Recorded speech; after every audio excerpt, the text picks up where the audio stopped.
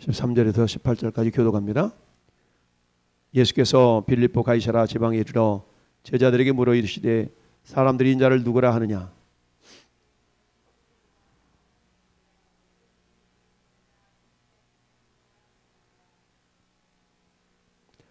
이르시되 너희는 나를 누구라 하느냐.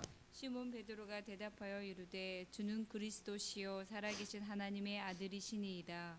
예수께서 대답하여 이르시되 바요나 시몬아 내가 복이 있도다. 이를 내게 알게 하니는 혈육이 아니요 하늘에 계신 내 아버지시니라. 또 내가 내게 이르노니 너는 베드로라. 내가 이 반석 위에 내 교회를 세우리니 음부의 권사가 이기지 못하리라. 아멘. 우리 18절만 같이 합독합시다. 또 내가 내게 이르노니 너는 베드로라. 내가 이 반석 위에 내 교회를 세우리니 음부의 권세가 이기지 못하리라. 아멘. 시몬 베드로가 대답하여 이르되 주는 그리스도시요 살아계신 하나님의 아들이십니다. 신앙 고백이죠. 신앙 고백.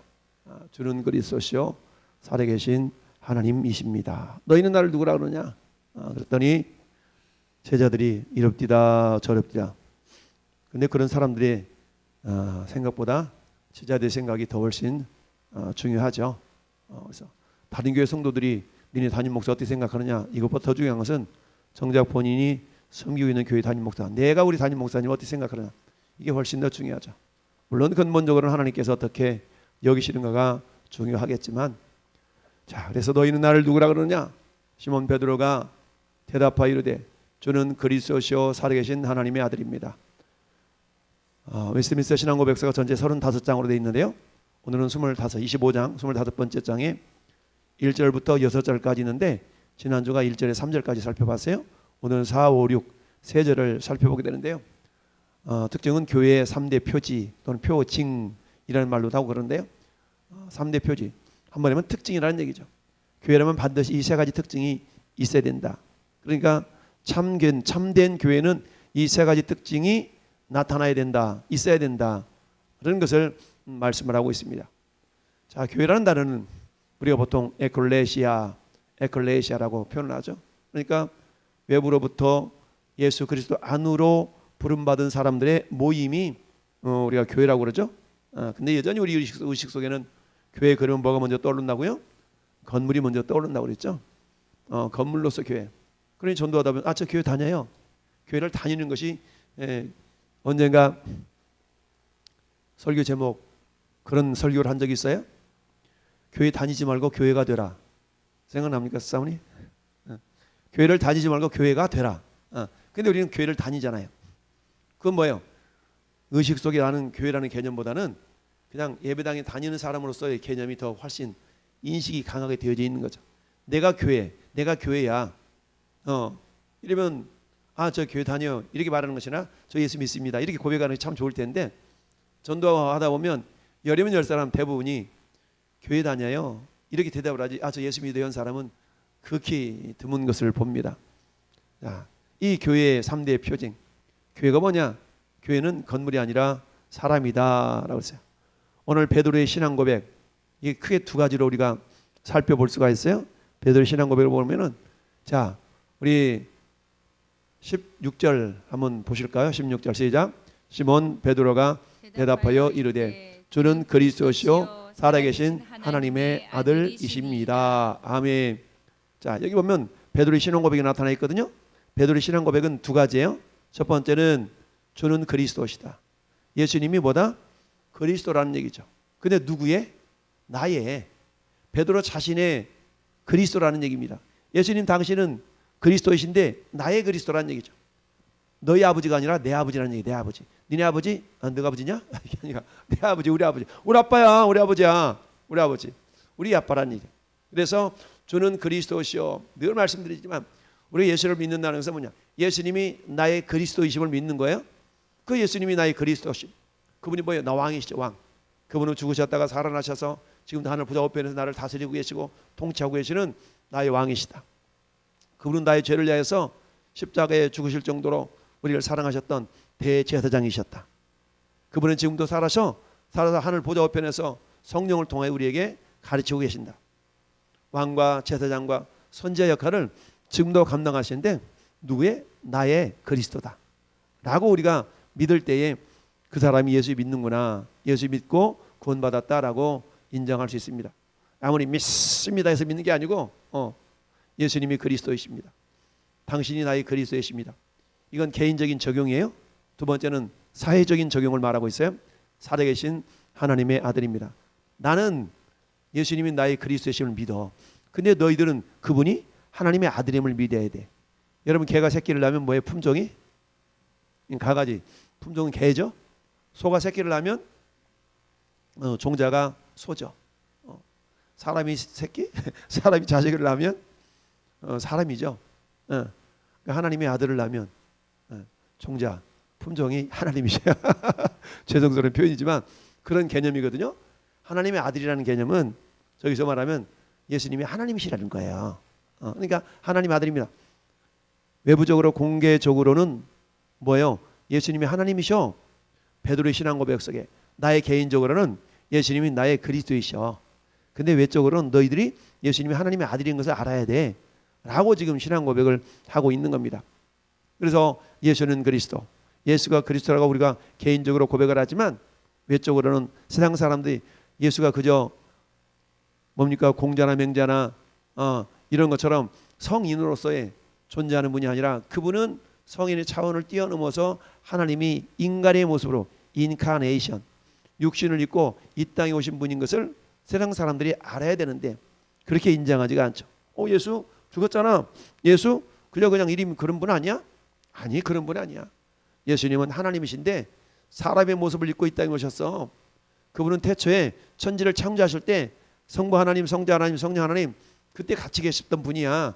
그분이 이 땅에 사람의 모습으로 오신 분이 예수님이라니까. 어머나 세상에 그래? 그렇대도 이렇게 우리가 예수님을 알 수 있어야 되고 알고 있어야 되고 전할 수 있어야 됩니다. 할렐루야.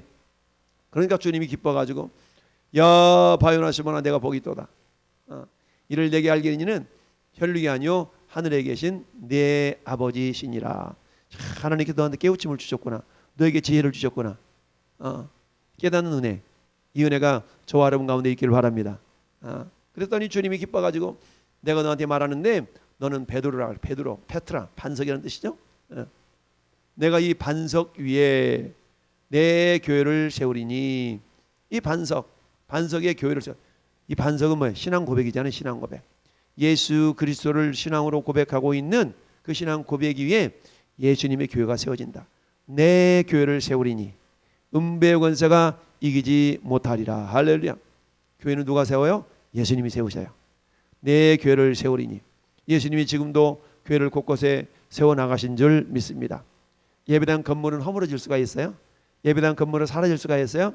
그렇지만 교회는 사라지지 않습니다. 주님이 다시 오실 때까지 지상에 있는 교회는 전투하는 교회라고 그랬어요. 전투하는 교회. 저 천국에 있는 교회는 승리한 교회라고 그랬어요. 승리한 교회. 그러니까 안식을 누리는 교회겠죠. 이 땅에 있는 교회는 안식을 누리는 교회라기보다는 전투하는 교회야. 전투하는 교회. 그러니까 전투하는 교회라는 것은 예배당이 전투하는 교회라는 그런 의미가 아니라 성도 한 사람 한 사람이 전투하는 그런 성도라는 얘기입니다. 오늘 한 날도 우리는 싸워서 이겨야 돼요. 할렐루야. 누가 싸워야 됩니까? 남편과 싸워야 돼요? 악한 마귀 사단과 사단의 권세, 사단의 쪼무레기들과 싸워서 이겨야 됩니다. 할렐루야. 지난주에 전도하다가 옆에서 이게 승려가 목탁 두드리다가 제가 찬양을 막 들었더니 시끄럽다 경찰서한테 막 민원을 넣어가지고 경찰서한테 민원을 넣어서 경찰이 안 오니까 또 애경백화점 막 민원 고객센터에다 막 민원 넣어가지고 경비가 나와가지고 막 스피커를 끄니마니 막 이런 일이 있었어요. 그래서 막 따졌죠. 법적으로. 이건 말이야 이렇습니다. 저렇습니다. 70데시벨 이상 안 나가면 이거 법적으로 허용되는 겁니다. 막 이러면서 따졌어요. 근데 오늘도 갔더니 또 뚝딱거리고 있더라고. 존귀하게 말해서 스님이 계시더라고. 그들은 나를 목사님이라 안 할 거야. 목사라 그러지. 스님이 계시더라고. 그래서 여전히 스피커를 틀어놓고 예수는 그리스도 God bless you 했더니 15분 만에 철수해서 갔어요. 할렐루야. 같이 짐 풀었거든요. 제가 4시에 나갔는데 4시 짐 풀고 똑딱 이렇게 하면서 하는데 내가 찬양 들고 막 예수를 전했더니 줄여달라 소리를 못하고 아이 못할 먹겠다. 집사하고 가더라고. 제가 이겼어요, 졌어요? 제가 이겼죠. 와서 또 민원 나가지고 또 경찰 부르고 또 이 경비 불러가지고 또 그러려나? 가만히 지켜봤어. 그러거나 말거나 찬양 틀어놓고 찬양하면서 막 전도했어요. 그랬더니 철수하더라, 철수. 할렐루야. 그러죠. 뭐 방해 요소 있죠. 전도하다 하면 시끄럽는 여쩌느니 원수는 집안 사람이라고 오히려 예수 믿는 사람들이 오히려 또 박해하는 경우가 있거든요. 그래서 아무튼 음부의 권세가 이기지 못하리라. 할렐루야. 음부의 권세가 이기지 못하리라. 이 믿음을 가지고 하는 겁니다. 아무리 이쪽으로 잠시 잠깐 팍 시끄러워도 무슨 소리야? 음부의 권세가 이기지 못한다는데. 할렐루야. 하나님의 약속의 말씀이잖아요. 믿음은 뭡니까? 믿음은 약속을 부여잡는 것이 믿음이죠. 하나님의 약속은 내 교회를 세우니 음부의 권세가 이기지 못하리라. 할렐루야. 그들이 와서 불도저로 예배당은 부술 수는 있어요. 예배당은 부술 수는 있어. 그러나 교회는 부술 수 없는 거죠. 전 여러분의 신앙이 꼬꾸라지는 신앙이 아니라 그래도 다시 일어서는 의인은 넘어져도 7번 넘어져도 다시 일어설 수 있는 그런 믿음. 할렐루야. 이런 믿음을 하나님이 저와 여러분에게 주신 줄 믿습니다. 자, 두 번째 우리 교회. 자, 교회 3대 표지는 뭐라고요? 참된 교회, 참교회와 거짓 교회를 구별하는 그런 기준이 있대. 기준. 구별해준대. 3대 표지. 첫 번째, 말씀의 참된 전파. 말씀이 제대로 전파되고 있는가? 맨날 제 이야기만 하고 있는가? 목사가 개인 이야기만 하고 있는가? 아니면 말씀을 전하고 있는가? 이걸 성도들이 잘 분별할 수 있어야 된다는 얘기죠. 말씀의 참된 전파. 전파가 근본적으로 진실되어야 하며 신앙과 행위에 지배적인 감화를 주어야 한다는 뜻이다. 그러니까 참된 말씀에 이렇게 전파가 되어져 있는가라는 거죠. 제가 전하는 말씀이 내 개인적인 생각이나 내 의견을 생각하거나 이것이 아니라 하나님이 무엇라 말씀하시는가, 하나님이 이러하시다 합니다 라는 것을 제대로 전파가 되고 있는가. 이단처럼 이만희가 영생한다고는 등 이런 얘기를 하는 게 아니라, 두 번째는 뭐라고요? 성례의 정당한 집행. 예수님 명령하셨잖아요. 내가 올 때까지 이걸 행하여 나를 기념하라. 그러니까 성례는 주님 오실 때까지 진행되는 거예요. 거룩한 예식은 뭐예요? 세례와 성찬이죠. 세례와 성찬. 그래서 세례와 성찬을 거룩한 예식이라고 그래요. 그런데 가톨릭에서는 성례가 7가지예요. 칠성례라고 그러죠. 칠성례. 근데 우리 개신교 기독교에서는 어때요? 우리 성례 하면은 세례와 성찬만 하나님이 제정하신 거룩한 예식이다라고 우리가 받아들이고 있습니다. 그래서 이 성례들은 말씀의 합법적인 사역자들에 의해서 하나님이 세우신 제도에 따라 신자들과 그의 자녀들에게만 집행되어야 한다. 이것을 우리는 어때요? 공적으로 세례받은 사람, 입교한 사람을 중심으로 하고 있는 거죠. 적어도 무슨 말입니까? 세례받았다거나 입교했다는 얘기는 뭡니까? 그 사람의 믿음이, 그 사람의 신앙 고백이 확실하다는 전제하에 성찬에 참여하게 하는 거죠. 성찬에 참여하는 겁니다. 그래서 성례의 정당한 집회이라는 것은 말씀의 합법적인 사역자들에 의해서, 그래서 정통적인 교회에서는 목회자들만 이 성례를 집행하도록 하죠. 어떤 특수한 경우 선교지나 이런 데는 그렇지 선교사님들에 의해서 그런 어떤 성례가 집행되도록 허락은 되지만 정통적인 교회 내에서는 기본 어떤 목회자들에 의해서 될 수 있도록 성례가 집행이 되도록 한다라는 얘기죠. 자, 세 번째는 뭡니까? 세 번째는 권징의 신실한 시행. 근데 사실 저 세 번째는 뭐 한국 교회에서 거의 이루어지지가 않고 있는 상황이죠. 여러분 세상에도 법이 3법이 있죠? 교회도 교회법이 있어요. 교회도 공동체이기 때문에 교회법이 있어. 그래서 교회에서도 삼심제, 노회, 총회, 교회 내 교회법, 교회 내에서 어떤 당회의 결의에 의해서 뭐가 결정이 되면 거기에 따라야 되는데 이게 안 따라. 당회 결정이 안 따르면 어디로 올라가요? 노회에 올라가는 거죠. 근데 노회에도 불복하면 총회에 올라가는 겁니다. 마치 지방법원, 고등법원, 대법원까지 올라가는 삼심제도인 것처럼 교회도 법이 있어요. 그래서 가장 교회 공동체 내에서 뭐가 이루어지냐? 권징의 신실한 시행, 권징. 그런데 교회 내에서 어떤 성도를 징계를 했네? 그 징계하는 다양한 부분들이 있는데 다양한 부분들이 있어요. 그래서 징계 중에서 그 강한 징계 중에 한 가지가 뭐냐면 수찬정지라는 게, 수찬정지, 성례에 참여하지 못하게 하는 거거든요. 그러면 성도들이 까짓 거 안 먹으면 되지, 이렇게만 생각하지 수찬정지가 얼마나 엄청난 징계인지를 몰라. 그는 주님의 몸에 참여하는 거기 때문에 참여를 임시 일시적으로 정지시키는 거거든요. 이건 엄청난 징계인데 까짓 거안 먹으면 말지 뭐, 이런 식으로 생각을 할 수 있겠죠. 그래서 수찬정지라는 징계가 있고요. 그다음에 어떤 회의를 참여하는데 회의에 참여하지 못하도록 하는 이런 또 징계도 있고, 다양한 징계의 모습들이 있어요. 그리고는 뭐예요? 가장 극단적인 최고의 어떤 징계 모습은 뭡니까? 출교라는 게, 출교. 교회 당신은 우리 교회 성도로서 그야말로 합당하지 않기 때문에 교회 밖으로 나가시오라고 출교라는 것이죠. 그럼 요즘 성도들은 어때? 여기만 교회냐? 하고 그렇게 나가는데 그건 외적인 모습이 그렇죠. 근데 하나님 눈에 보실 때는 또 거룩한 영적인 원리들이 다 있어요. 그런 부분이 있기 때문에, 그래서 어찌하든 권증의 신실한 시행, 이 부분은 사실 한국 교회나 교회 내에서 이루어지지 않고 있다. 그럼 이루어지지 않고 있다기보다도 아주 극히 미미하게 이루어진다. 그러면 교회가 너무나 거룩하고 너무나 문제가 없었기 때문에 그러느냐? 사실 그런 것은 아닌데 그냥 사랑으로 덮고 넘어가는 경우가 참 많죠. 근데 그런 문제가 해결되지 않을 경우에는 징계라는 것이 있습니다. 징계라는 게 있어가지고 우리 보통 이제 1년에 2차례씩 정기 노회라는 게 있잖아요. 정기 노회장에 가보면 발언권이 없어요. 발언권. 언권이라고 그러죠. 언권이 없어. 참여하긴 하는데 언권이 없네. 이런 징계, 그런 부분이 있어. 그러니까 말하고 싶어도 말을 못해. 언권을 제한을 시켜버려. 그러니까 목회자들도 마찬가지죠. 목회자들에게도 징계가 있잖아요. 그러면 최고의 징계는 뭐예요? 파면이거든. 파면. 파면이면 목사 자격을 박탈시키는 거거든요. 그러니까 이런 경우도 있다는 얘기죠. 물론 성도로서의 자격은 그대로 유지가 되겠죠. 목사도 성도니까. 그렇지만 어떤 그 직분 자체가 이렇게 박탈되어지는 경우가 있더라.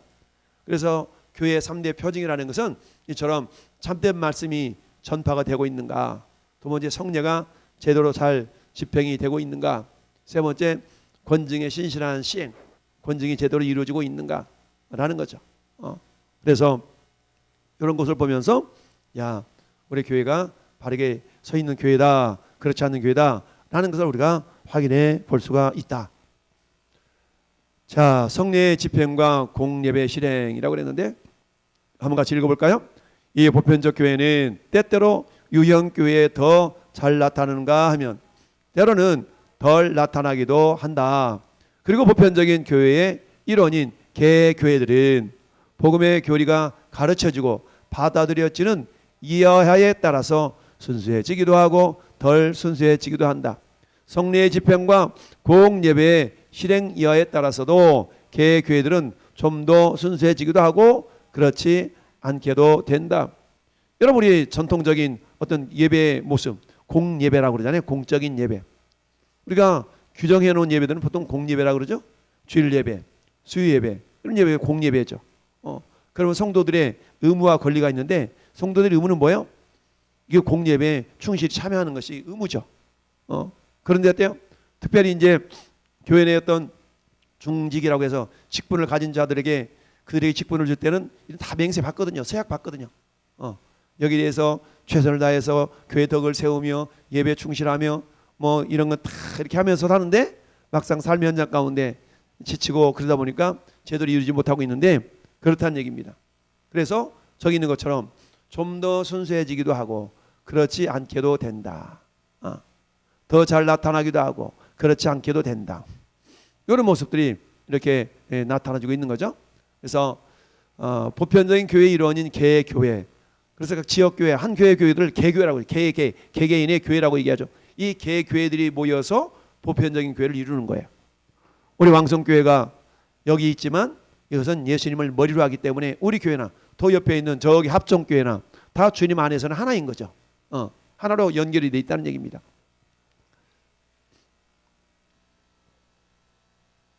자, 로마서 11장 3절 4절 같이 읽어봅니다. 주여 그들이 주의 선지자들을 죽였으며 주의 제단을 헐며 벌어버렸고 나만 남았는데 내 목숨도 쳤나이다 하니 그에게 하신 대답이 무엇이냐?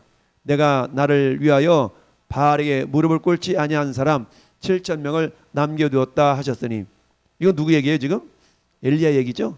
엘리야가 850명의 바알신과 아세라신을 섬기는 제사장들과 전투에서 결투해서 열왕기상 18장에 승리를 하잖아요.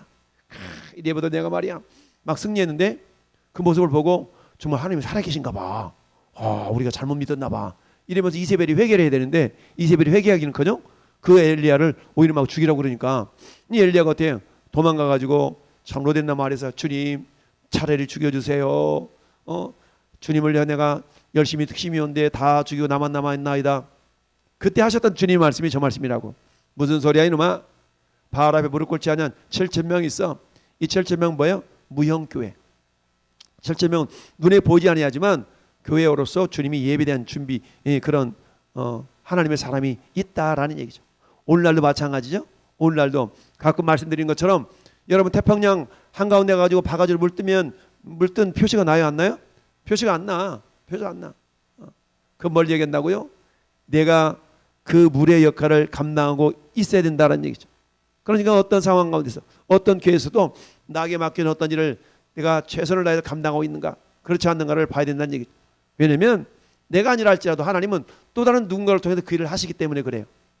근데 내가 그 자리에 있다는 얘기는 내가 하나님께 쓰임받고 있구나라는 것을 기억하면서 감사히 여길 수 있어야 된다라는 얘기죠.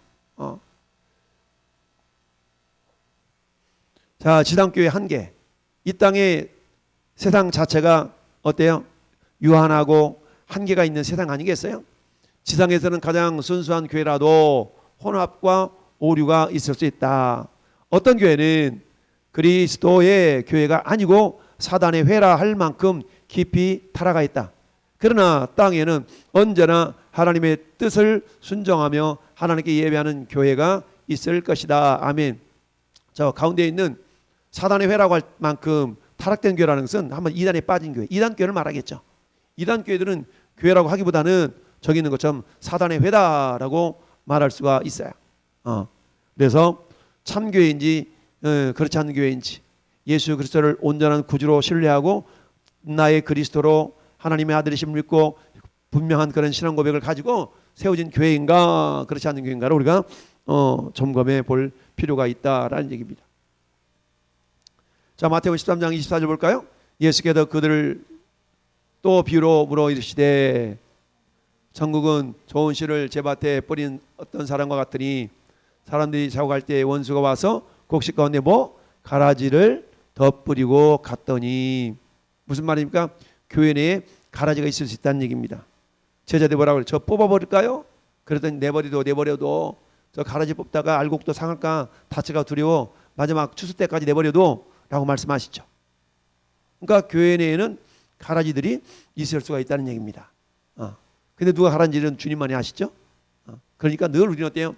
내 자신의 신앙을 점검하고 진단해 볼 수가 있습니다. 필요가 있습니다. 자, 마지막 6번째, 교회의 유일한 머리신 예수 그리스도. 자, 예수 그리스도 외에는 교회의 머리가 존재하지 않는다. 이게 핵심이죠. 교회 그리스도 외에는, 예수 그리스도 외에는 교회의 머리가 없어요. 근데 어때요? 로마 가톨릭 교회의 교황은 뭐처럼, 마치 머리처럼 움직이잖아요. 머리처럼 행세를 하잖아요. 그러니까 로마 가톨릭 교회의 교황은 어떤 의미로든 지 교회의 머리가 아니다. 그는 적그리스도요 죄악의 사람이요 저주의 아들이요 곧 교회 안에서 그리스도와 및 하나님과 관계된 모든 것과 반대되고 자기를 영화롭게 하는 사람이다. 엄청나게 지금 이렇게 한마디로 책망을 하고 있는 거예요. 근데 로마 가톨릭 교황 그러면 온 세상의 사람들이 그를 존경하죠. 근데 웨스트민스터 신앙고백서에서는 그를 뭘로 보고 있냐면 적그리스도로 보고 있다는 얘기입니다. 자, 골로새 1장 18절 읽어볼까요? 그는 몸민 교회의 머리시라. 그가 근본이시오 죽은 자들 가운데서 먼저 나신 이시니 이는 친히 만물의 으뜸이 되려 하시며, 예수님이 교회의 몸된 교회의 머리가 되신다라는 얘기입니다. 자, 다시 한번 요지. 교회 3대 표지는 첫째, 말씀 전파. 둘째, 성리의 정당한 집행. 셋째, 권증의 신실한 시행이다. 2번 보편적인 교회 유형 교회에서 많은 오류가 있을지라도 지상에는 하나님을 예배하는 경건한 교회가 언제나 존속할 것이다. 할렐루야. 그게 어떤 교회예요? 우리 교회. 내가 섬기는 우리 교회가 돼야 되겠죠. 자, 3번 오직 예 그리스도만이 교회의 머리시며 로마 교황은 저 그리스도다. 오직 예시라는 말이 빠져야 되는데 오직 그리스도만이 그래야 되는데 예시 왜 들었나 모르겠네. 오직 그리스도만이 교회의 머리시며 로마 교황은 저 그리스도가 된다라는 얘기입니다. 자, 우리 한번 문제를 통해서 한번 점검해 봅시다. 자, 교회에는 가라지 마귀의 자녀들 추수 때 심판 때 가서야 비로소 불사른 이유는 뭔가? 예수님이 뭐라고 그래요? 주인이 때 가만 놔두라. 가라지를 뽑다가 곡식까지 뽑을까 염려하라라. 둘 다 추수 때까지 함께 자라게 두라. 추수 때에 내가 추수꾼들에게 말하기를 가라지는 먼저 거두어 불사르게 단으로 묶고 곡식은 모아 내 곡간에 넣으라 하리라. 그러니까 교회 내에 가라지를 하나님 허락하셨다는 얘기. 허락이죠. 허락하신 이유는 왜 그래요? 알곡인 참된 성도를 보호하시기 위함이다라는 얘기죠. 어찌 보면 역설적이죠. 그리스도의 교회가 극도로 타락하면 결국 어떻게 되는가? 여러분 계시록 2장 9절 말씀 볼까요? 내가 내 환난과 궁핍을 알거니와 실상은 내가 보유한 자라. 자칭 유대인이라 하는 자들의 비방도 알거니와 실상은 유대인이 아니오보다 사단의 회당이라. 그러니까 교회 공동체 속에서 저처럼 사단의 회당 같은 그런 존재들이 있을 수 있다라는 얘기죠. 자, 계시록 3장 9절도 보라 사단의 회당 곧 자칭 유대인이라 하나 그렇지 아니하고 거짓말하는 자들 중에 몇 사람을 내게 주어 그들로 와서 내 발 앞에 절하게 하고 내가 너를 사랑하는 줄을 알게 하리라. 아멘. 사단의 회당이 있다는 얘기죠. 사단의 회당. 사단의 회. 즉 뭡니까? 그저 하나의 모임에 불과하다. 그러니까 하나님이 인정하시는 교회로서의 모임이 아니라 그저 인간의 모임이지 예수님을 머리로 삼고 있는 그런 모임이 아니라라고 말씀하고 있어요. 타락하면 그렇다는 얘기죠. 그러니까 타락하면 어떻게 돼요? 예수님이 머리가 되는 것이 아니라 사람이 머리가 된다는 얘기죠. 사람의 머리가 되는 교회가 위험하다라고 우리가 기억할 수 있어야 되죠. 그리스도의 교회는 언제 가장 순수해지며 가장 영광스러운 교회가 될 수 있을까요? 결국 예수님이 다시 오셔야 된다는 얘기죠. 예수님이 다시 오실 때 굳건한 신앙 고백 반석 위에 세운 교회의 특색은 뭔가? 음부의 권세가 결코 이기지 못한다. 할렐루야. 그러니까 뭐예요? 승리하는 교회가 된다는 얘기입니다. 승리하는 교회. 승리하는 교회라는 얘기는 승리하는 성도라는 얘기죠. 내가 굳건한 신앙 고백 위에 신앙생활을 하고 있다면 나는 결국 승리하는 성도가 된다는 거예요. 할렐루야. 그럼 내가 매일매일 삶 속에서 승리하는 부분이 많은가, 실패하는 부분이 많은가, 패배하는 부분이 많은가를 점검해 보면 되겠죠. 그러면서 우리 신앙 고백을 항상 돌아보면서 점검해 나가는 그런 것이 절대적으로 필요하다. 저 그리스도의 또 다른 두 가지 별명 뭐냐? 데살로니가후서 2장 3절 이렇게 말합니다. 누가 어떻게 하여도 너희가 미혹되지 말아라. 먼저 배교하는 일이 있고 저 불법의 사람 곧 멸망의 아들이 나타나기 전에는 그날이 이르지 아니하리라. 그러니까 불법의 사람이라고 하고 멸망의 아들이라고도 말한다라는 얘기입니다. 저 그리스도의 영의 특색은 뭐냐? 예수를 시인하지 아니하는 영마다 하나님께 속한 것이 아니니 이것이 곧 저 그리스도의 영이니라. 오리란 말을 너희가 들었거니와 지금 벌써 세상에 있느니라. 아멘. 여러분 저 신천지 이런 데는 예수님만이 유일한 구원자시고 예수님만 나의 완전한 구주가 되죠. 이런 신앙 고백을 못해요.